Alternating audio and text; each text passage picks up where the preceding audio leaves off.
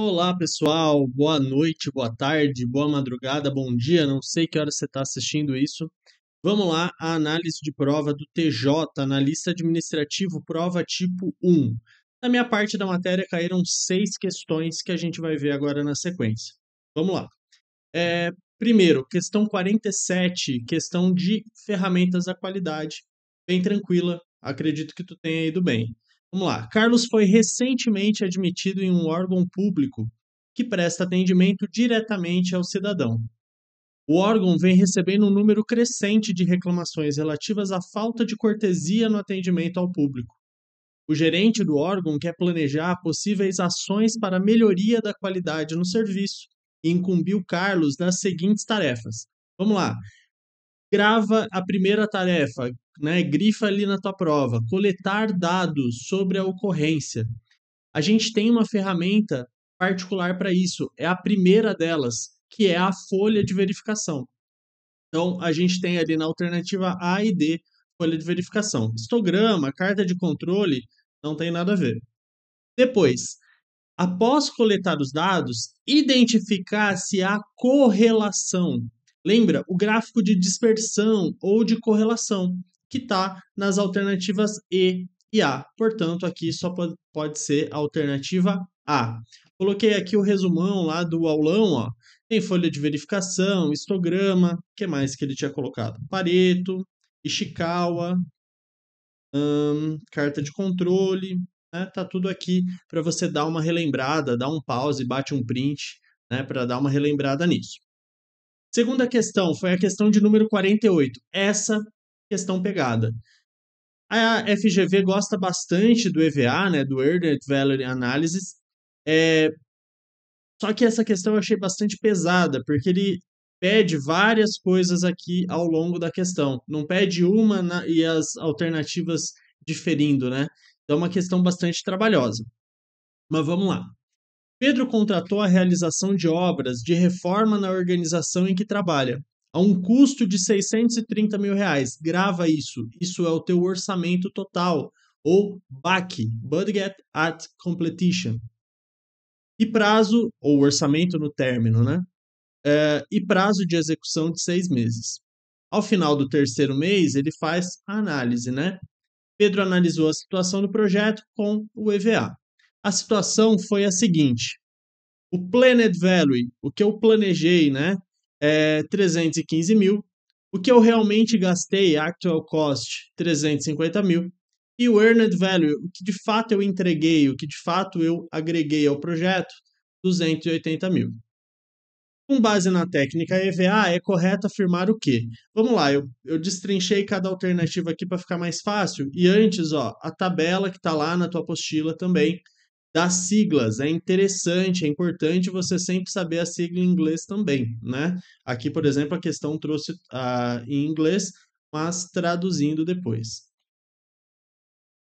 Então vamos lá. O BAC ele já te deu no comando da questão, o PV, o AC e o EV, né? O Earned Value. Aí ele fala na alternativa A, o índice de performance de prazo, schedule, né? Performance, né? Indicator, é de 0,4. Será que é? Vamos lá. Eu trouxe aqui o CPI também, o índice de variação de performance no custo também, para a gente já ter o índice e calcular depois, né? Você vai precisar. Então, CPI ou SPI, trago a fórmula aqui. Vamos lá, 280 mil, que é o Earned Value, ó, 280 mil, sobre o Actual Cost, 350 mil. E o SPI é 280 mil, que é o Earned Value também, sobre 315 mil, que é o PV.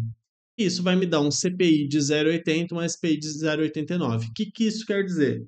Como o índice é menor que 1, o projeto está atrasado, ó, SPI atrasado, e o projeto está custando mais do que o previsto, CPI. Ok, então a A não é. Mas a gente vai precisar desse CPI e SPI para as próximas alternativas, tá? Por isso que eu já trouxe os dois. Depois, o B e o C aqui, as alternativas.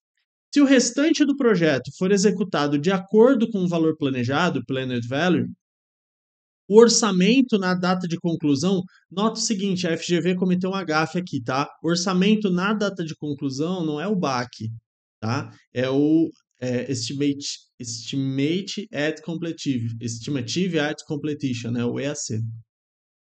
Será de 665 mil. Ou, se o restante do projeto for executado de acordo com o valor planejado, ó, por isso que eu trouxe as questões juntas, tá? Essas duas alternativas. A estimativa para concluir, ou seja, o ETC, cuidado para não confundir. EAC é ao final quanto que de fato custou. E o ETC é daqui até o final quanto ainda eu acho que eu vou gastar, certo? São coisas diferentes. É de 315 mil. Bom, é relembrar a fórmula aqui, né? ETC vai ser o orçamento que você tem planejado, né? Menos o que de fato você agregou, porque na data dos 3 meses ali, o que você de fato agregou, o valor agregado, desconta daquilo que você acha que vai gastar, né? Se você agregou bastante, ótimo, vai faltar pouquinho para terminar. Se você agregou pouco, vai faltar mais, por isso que aí o ETC vai ser maior. E o EAC? O EAC é o BAC, ou seja, o orçamento no final que eu planejei, mais o que de fato eu vou gastar. Por isso que uma coisa é o orçamento que você planejou no início do projeto, é o BAC. A estimativa com que você de fato vai gastar no final do projeto é o EAC. Por isso que eu acho que aqui, ó, tá errado, né? Na B ele deveria colocar EAC. Bom, substituindo na fórmula, eu tenho o ETC vai ser os 630 mil, né, que é o BAC aqui, ó, que ele te deu no início, menos o que de fato eu agreguei até agora no projeto, na data corte ali dos 3 meses, que é o EV. Cadê? O EV. E depois, na verdade, eu botei a animação errada aqui, tá? Primeiro eu acho o ETC, que é de 350 mil. Ó, ETC 350, não 315. Então a alternativa C tá errada. Achando o ETC, que é de 350 mil, eu somo com o que de fato eu gastei até agora e acho o que eu estimo gastar ao final do projeto. Então, o EAC vai ser o ETC que eu achei aqui em cima, estimative to complete, ou inglês brabo, mais o que de fato eu gastei na data de hoje. Beleza, isso vai me dar 350 mil vezes 2 aqui, né? Coincidentemente, os valores são iguais. E a estimativa no término, não para terminar, no término, ao todo, eu vou ter gastado 700 mil reais se continuar com esse planejamento.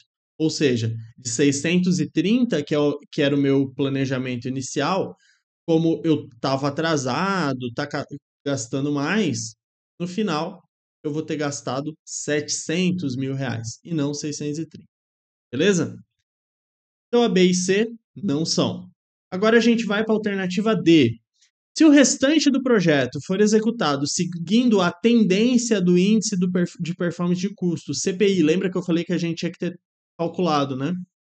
A estimativa para concluir o projeto, o ETC, seria de 437.500. Vamos ver.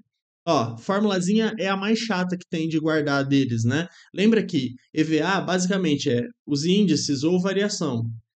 Índice, algo sobre algo, variação, uma coisa menos outra. O EAC, com base nos índices de custo e de prazo, é a fórmula mais chatinha, né? Que é o actual cost mais o orçamento que você planejou no início do projeto, menos o que de fato você agregou, porque isso daí já está agregado, dividido pelos índices CPI vezes SPI. Aí a alternativa pode falar assim, olha, seguindo os dois índices, você vai calcular os dois e colocar aqui na fórmula.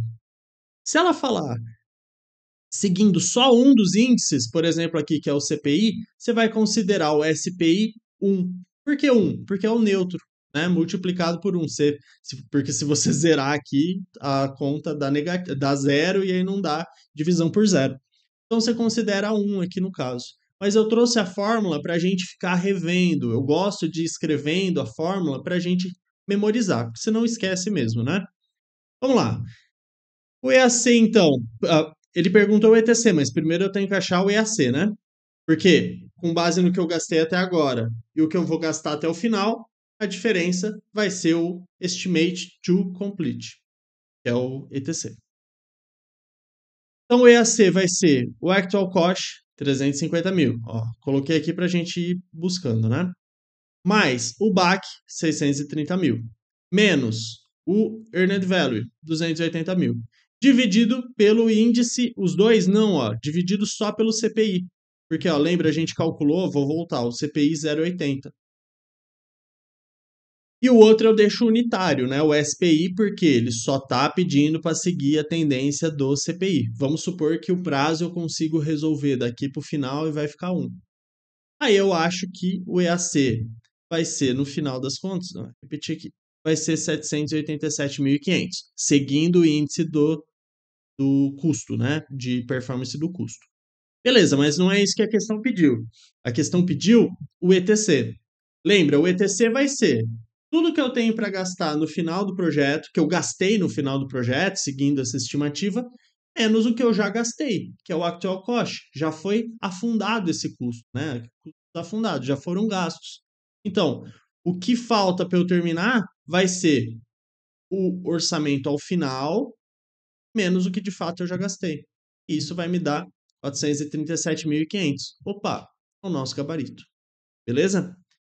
Agora a gente ainda tem o E, só para a gente acabar a questão. Se o restante do projeto for executado seguindo a tendência do prazo, schedule, né, o SPI, o custo final do projeto, EAC, será de 787. A pergunta é parecida, ó, só que aqui ele pergunta o ETC, e aqui ele já pergunta o EAC direto, só que seguindo o índice de performance do prazo. Bom, a mesma ideia, ó, é a mesma fórmula, só que agora eu coloco 1 para o CPI e o SPI 0,89. Da onde saiu esse 0,89, Rafael? Lá do início, lembra que a gente calculou aqui, ó, o SPI 0,89. Voltando. Então, a gente substitui aqui na fórmula, só mera substituição, cuidado para você não lembrar a fórmula e errar a conta de divisão. Tem, né, os números são grandes normalmente, mas aí vai simplificando o que dá aqui, né? Fica atento nisso. E aí a gente acha que a estimativa no término, ó, o orçamento ao final, a estimativa de orçamento, vai ser de 743.258, bem diferente dos 787.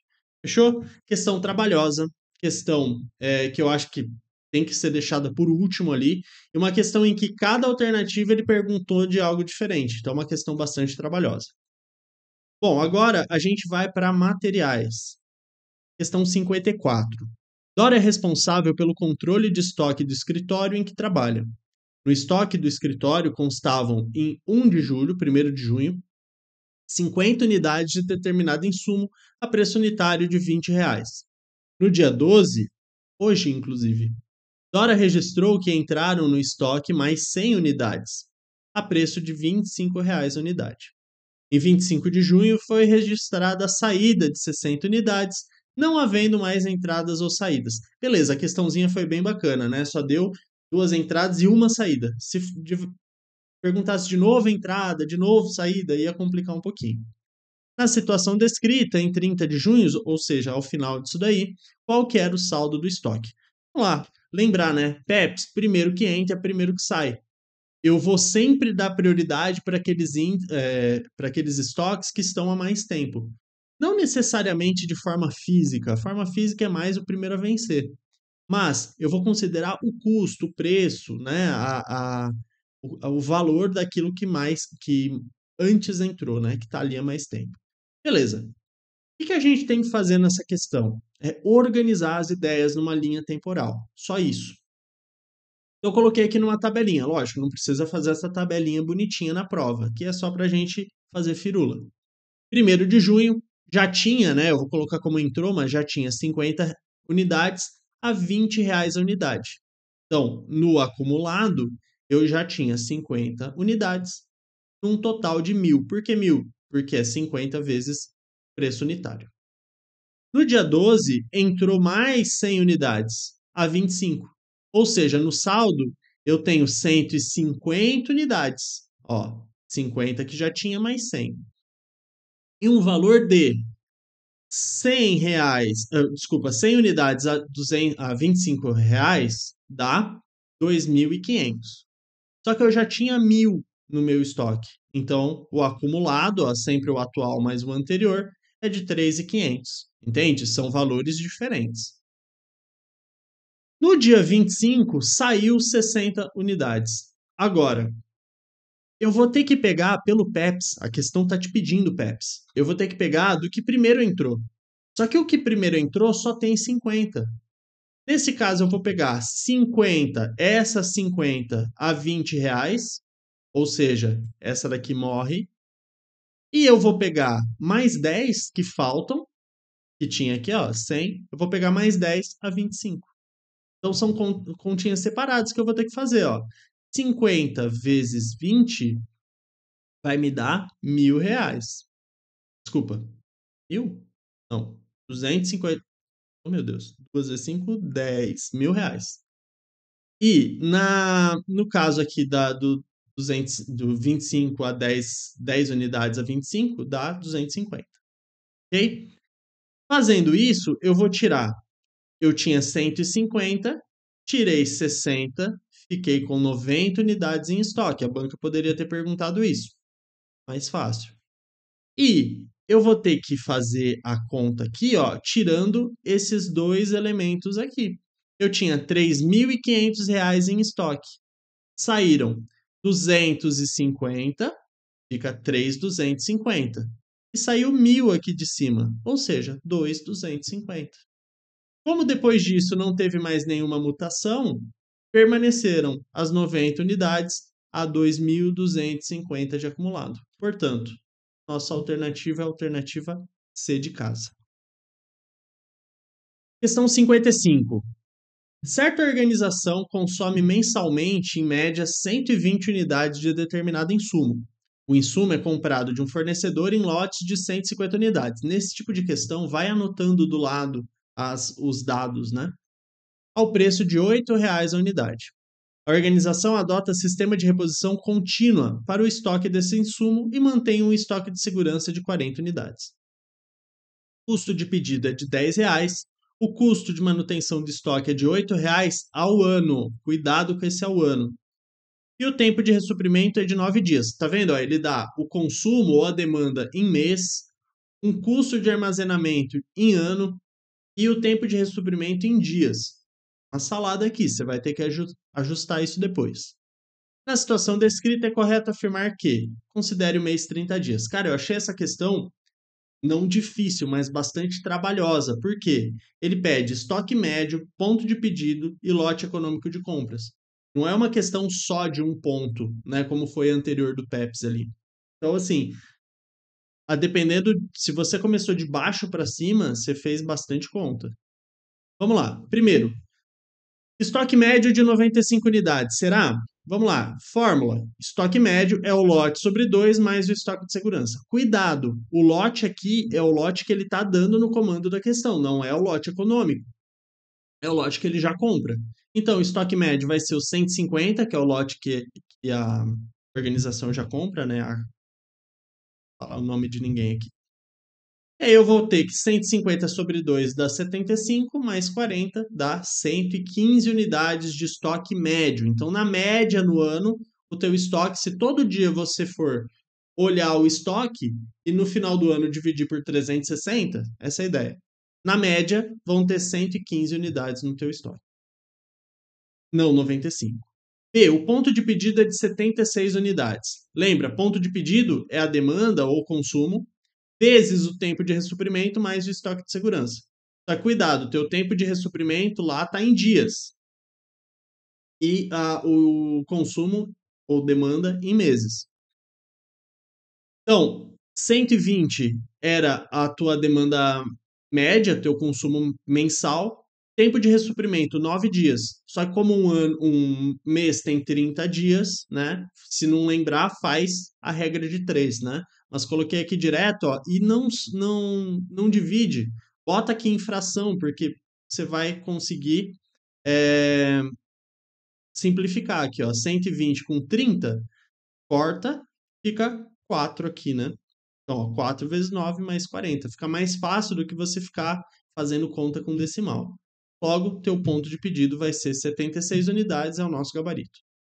Depois, tudo sobre o lote econômico de compras. Lembra? É a raiz de 2 vezes o consumo ou demanda, vezes o custo de pedido sobre o custo de armazenagem. Lembra que esse custo de armazenagem é unitário. A tua questão já trouxe unitário, só que ela trouxe por ano. E tua demanda está em mês. Cuidado. Logo, eu coloquei aqui, ó, o custo de 8, que é anual, dividido por 12. Por que 12? Porque o ano todo eu vou gastar R$ 8 por cada unidade para armazenar. Em um mês eu vou dividir por 12. É linear mesmo, tá?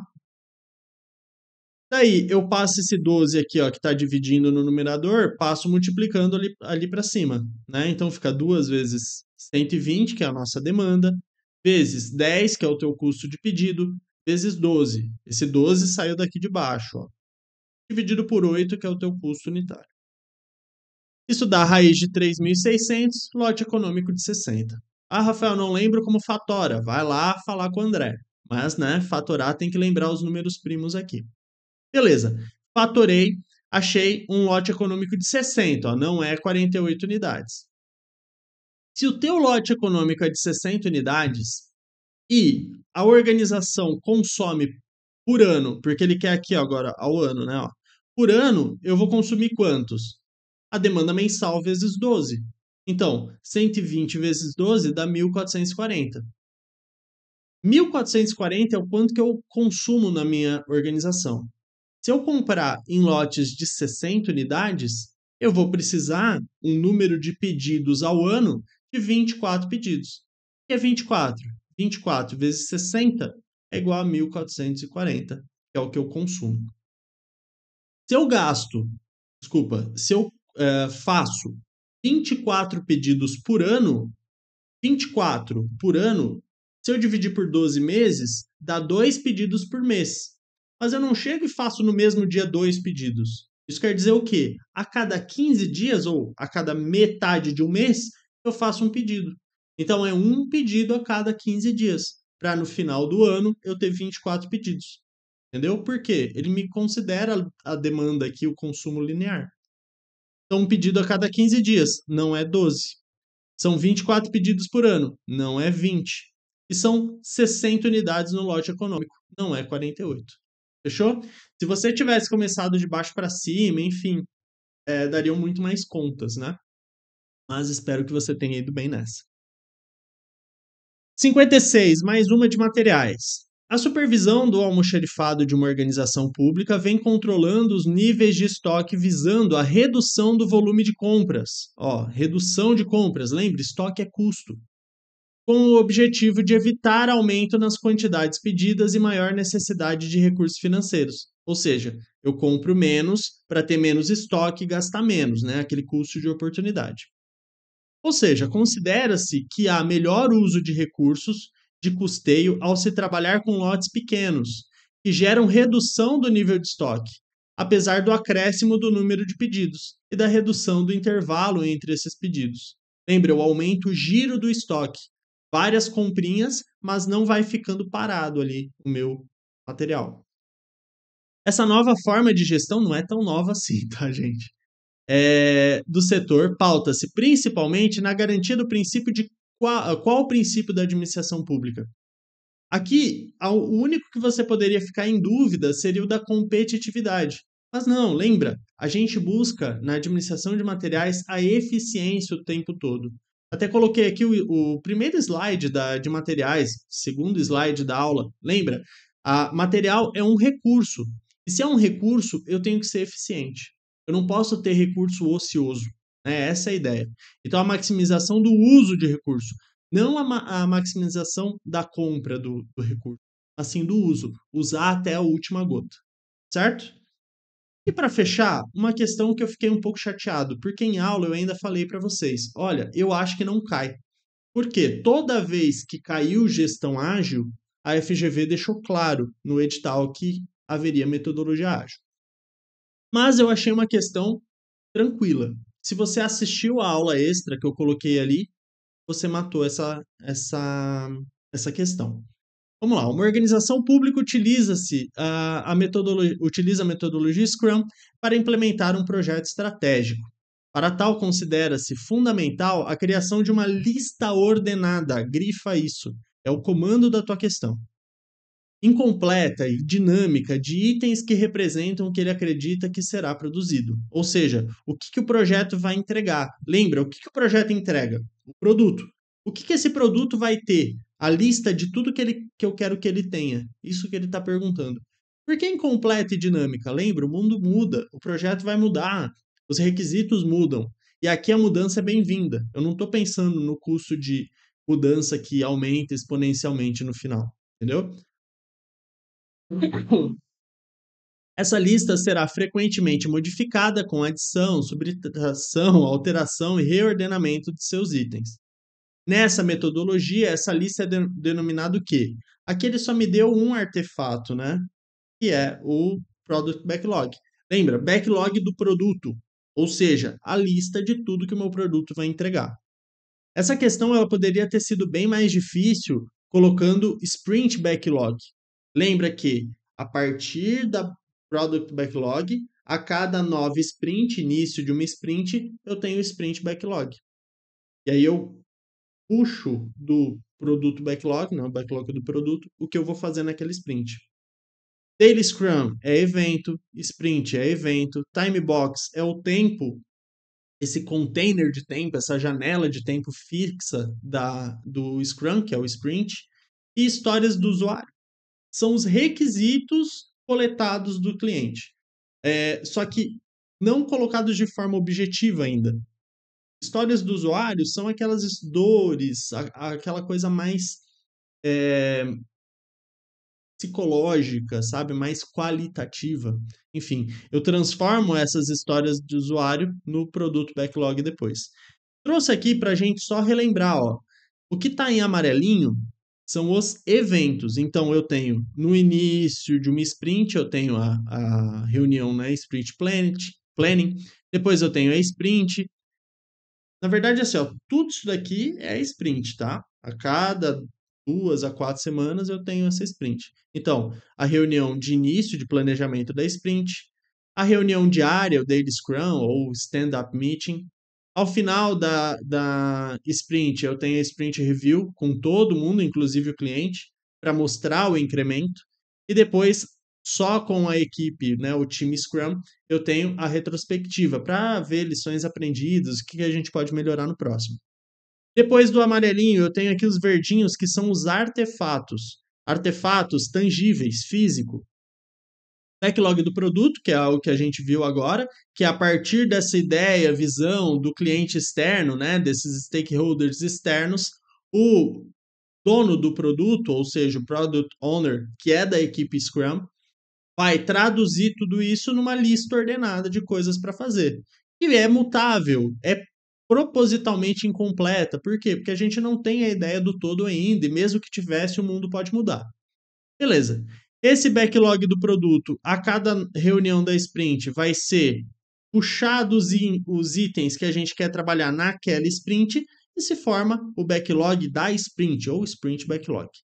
A partir daí, os desenvolvedores, né, os programadores, enfim, quem bota a mão na massa, vai fazer essa backlog da sprint virar um incremento físico, tangível, um artefato, e vai melhorar o meu produto, a visão do produto.